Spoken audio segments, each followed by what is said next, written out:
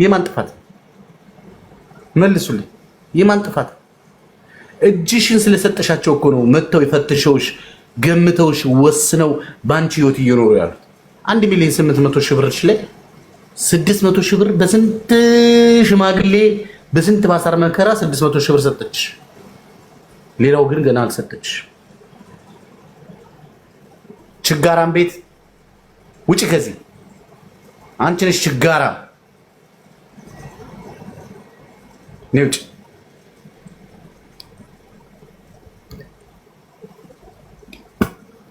እኛ እናስመስላ አይደል ውዶች የኔ ቆንጆች እንበል አንልም። የሚያስብልም ሁኔታ አይደለም ያለው። እየሄዱ ጸበል እየሄዱ አማኑኤል ሆስፒታል እየሄዱ ገደል እየገቡ ነው እህቶቻችን። እዚህ የምታውቋቸው ልጆች የት እንደደረሱ እንኳን አትሰሙማል። እኛ ግን አንዴ እዚህ አንዴ ኢትዮጵያ ያለን ስለምንመላለስ እናውቃለን። እናንተ እራሳችሁን ማየት ከፈለጋችሁ ጻድቃኔና ስውሯ ማርያም ብቻ ሄዱ። ያለ ከአረብ ሀገር የመጣ በሰንሰለት ታስሮ ስንት ህዝብ እንዳለ ብታዩት። ሽንቁሩ ሚካኤል የሚባል ከንጦጦ አልፎ እኔ እንኳን ያየዋት 8 አረብ ሀገር የመጡ ልጆች በሰንሰለት ታስሮ ምን ባደረጉ? ቤተሰቦቻቸውን ስለረዱ፣ ሰው ቤት ሰራተኞች ስለሰሩ ሁሉ መከራ የደረሰባቸው ከአይምሮቻቸው በላይ የሆኑት ምን ባደረጉ? እቺ ስኮ ነገ እኮ ህይወቴ ተቀይሮ ትዳር ይዤ ህይወት ይኖራለሁ ብላ መጣ ጸጉሯ ተንጨባሮ ያለ ሰንሰለት ታስራ። እንዴት ነው የምታስቡት? በምንኛ ነው የምታስቡት? ምን ባደረገች? የትኛዋን ኃጢአት በሰራች? የትኛውን ነፍስ ገላ ነው በሰንሰለት የታሰረች? ምን አድርጋ ነው? ምን አይነት ቤተሰብ ቢኖራት ነው? ምን አይነት አሳዳጊ ቢኖራት ነው እንዲህ እስከ ሰንሰለት የደረሰችው? ለምንድን ነው ገንዘብ ለመስራት መጣችሁ ውድ የሆነ ህይወታችሁን በገንዘብ የማይተመን ማንነታችሁን ያጣችሁት እናንተ አይደላችሁ እንዴ?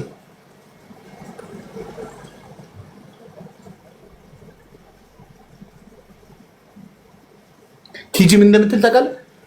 እሺ ሳሚ ብር ለቤተሰብ ካላክን ጭራሽ ስልክ አያነሱልንም። የእናት አባት ሀቅ እያልክ ሼም ያሳዝናል። ምን ትላለህ? እኔ አሁን አልክም እልና እልካለሁ። አልቆርጥም፣ አንጀቴ አይቆርጥም፣ ይናፍቁኛል። ይኸውላችሁ መቼም እኔ ተረዱኝ ብዬ አልረዳችሁ። እናትና አባት በልኩ እርዷቸው። የነገ ህይወታችሁ ላይ ጨለማ አታድሩ። ሙሉ ነገራችሁን አምናችሁ ለሰው አትስጡ። 4 ዓመት ካለፋችሁ በኋላ ቤተሰብ ለእናንተ ሊጨነቅ ይገባል።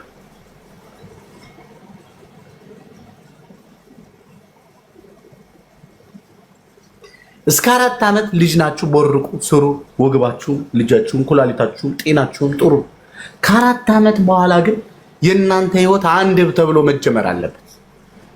ትዳር መያዝ አለባችሁ፣ ገንዘብ መያዝ አለባችሁ፣ ሰው የሚያደርገውን መኖር አለባችሁ።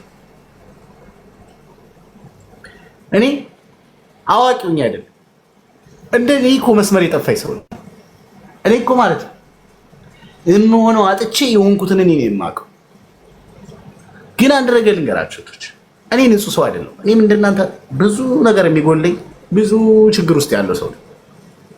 ከአንዱ አንዱ ይሻላል ብሎ አይደለም ችግር። ሁሉም ሰው እስበሱ ተቃቅፎ ያለው ከነ ችግሩ። የአንቺ ችግር ከኔ ይበልጣል፣ የኔ ችግር ካንቺ ይበልጣል ተባብሎ ነው የኖረው። እናንተ ግን ምንም የምታውቁት ነገር የለም። እኔ አንዱ በደንብ አዳምጡ፣ ስሙኝ በደንብ። ብር የሚልክልሽ ከዛ በሆነ ምክንያት 800,000 ብር ተነደፈ። ምድሩ ሰማይ፣ ሰማዩ ምድር ሆነበት። የሰው ብር ነው የጠፋበት። በቃ ችግር ውስጥ ገባ። ከዛ ምን እንዳደረገ ታውቃላችሁ? ከስተመሮች አሉት የሚልኩ ገንዘብ የሚልኩ ከነሱ ተቀበለና ችግሩን ከተወጣ በኋላ እነዛ ልጆች እስካሁን ያለቅሳሉ። ማቆ ታሪክ ስለሆነ አያችሁ፣ በየት በኩል ችግር ጠልፎ እንደሚጥልሽ አታውቂም። ለዚህ ነው ሁሉ ነገራችሁ ከራሳችሁ ጋር አድርጉ። እግዚአብሔር ከተከተላችሁ በእግዚአብሔር ከታመናችሁ ለሰው የሰጣችሁትን ጊዜ ቀንሳችሁ ለእግዚአብሔር ሙሉ ጊዜያችሁን ከሰጣችሁ እኔ ማንም የለምና ከኔ አትራቅ ካላችሁ ከጸለያችሁ ከበረታችሁ ከጠነከራችሁ ከማንኛውም ነገሮች እግዚአብሔር ያድናችኋል። እግዚአብሔር በየትኛውም መንገድ አለው። በየትኛውም ቦታ ላይ መንገድ አለ። በችግር ወረቀት ጠቅልሎ ጊፍት ይሰጣችኋል ከፈለገ።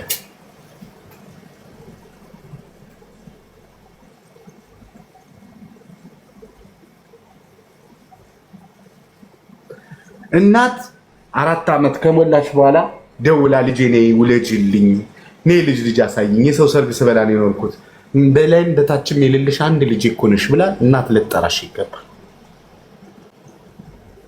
ታናሽ እህትሽ እዚሁና ስታገባ ላይቭ ላይ አርጉልኝ ብለሽ እዚህ ቁጭ ብለሽ ያው ሁሉ ብር አፍሰሰሽ እህትሽን እንደረሽ፣ አንቺ ግን ነገ ልጆች የሷን ልጆች እንዲጆራቸውን ብትይዢ ስርዓት አርጊ ነው የምትልሽ።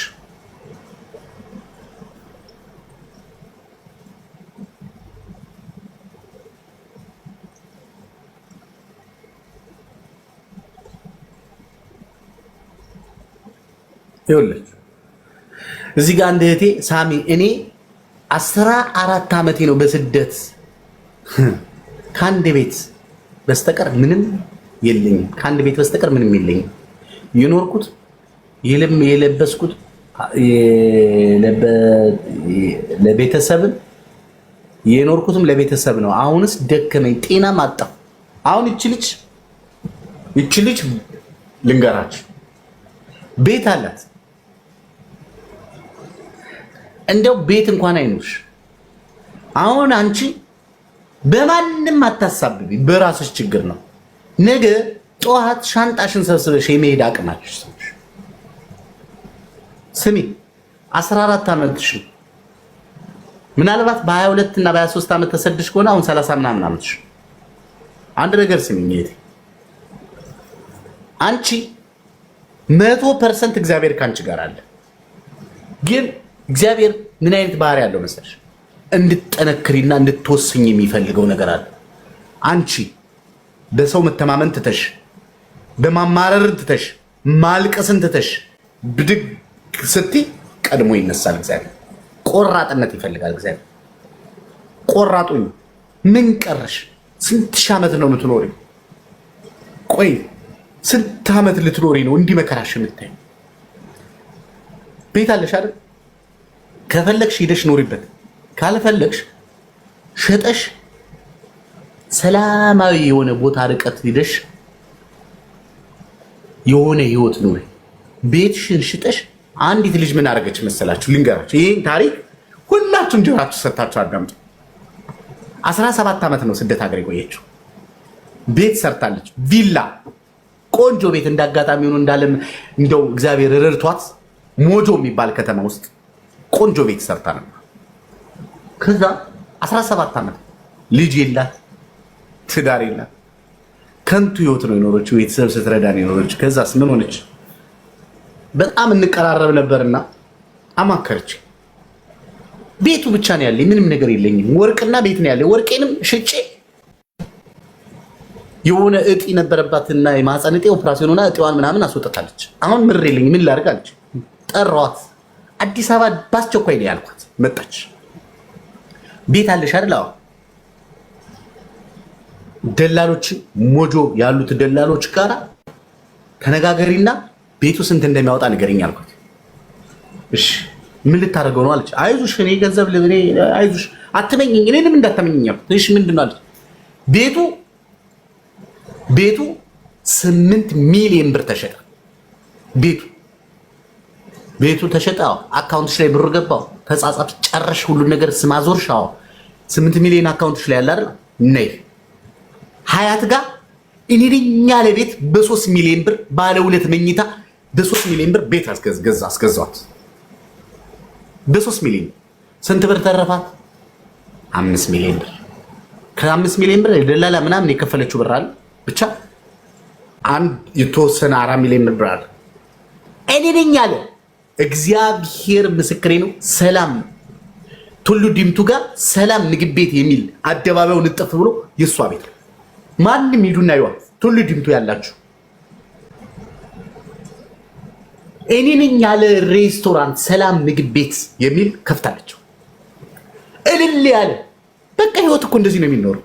አንድ ቤት አለ የኑርሻ ሽጩና ቤቶች ሽጩና የሆነ ነገር ስሪ።